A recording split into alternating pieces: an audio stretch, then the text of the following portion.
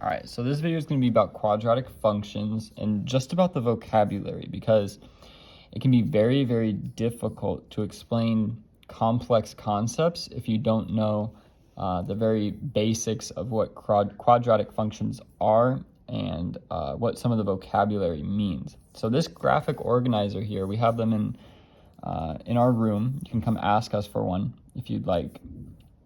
It's going to help us assign names to things that we see on quadratic functions.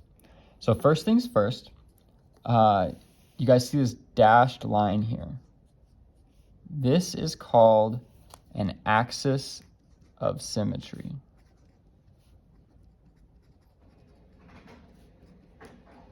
I hope I spelled that right. Either way, the axis of symmetry is special because if you notice, parabolas are what we call symmetrical. They are exactly the same on the left side as they are on the right side. The axis of symmetry is basically the point that it's mirrored on. Everything on the left of it will be the same as everything on the right of it.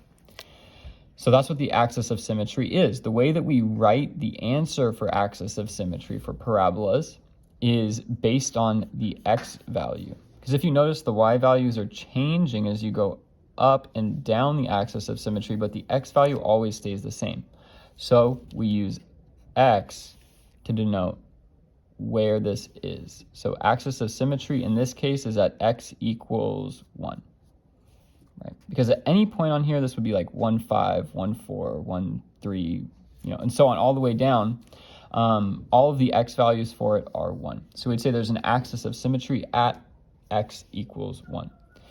Now, take a look at these 2 points. These are x-intercepts. So x-intercepts are special because they cross the x-axis. These are the exact points that the graph meets, that the parabola meets the x-axis. And what these all have in common is that y equals 0 on them.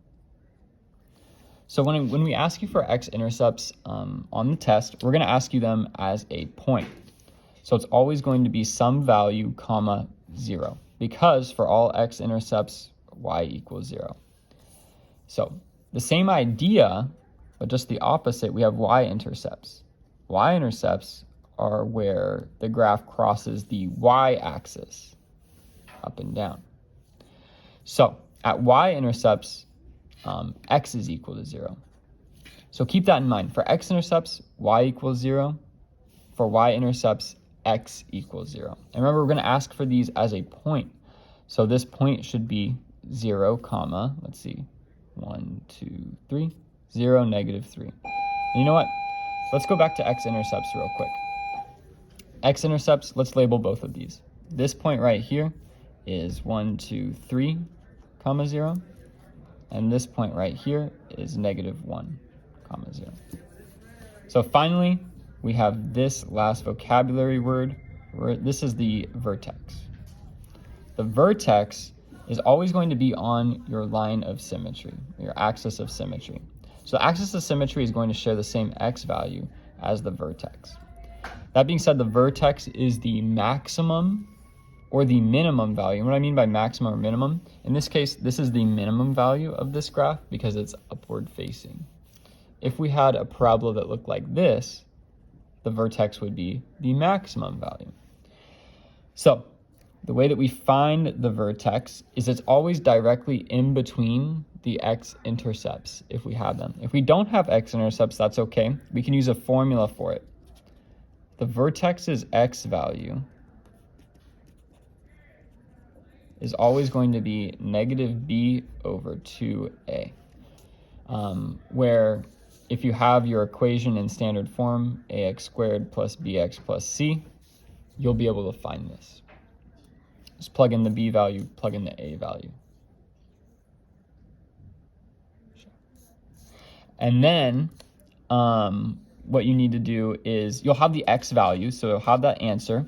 In this case, it's 1, right? If you're given an equation like these over here, you'd have to plug back in 1 for x and find y. So then you use that to find y. In this case, we have a graph here, so we can just pick out exactly where it is. It's at 1, 1, 2, 3, 4, 1, -4. So that's the point of the vertex. So this is just basic vocabulary that you need to know in order to understand a lot of the concepts that we're going to be discussing in the later videos. So keep these in mind, and good luck.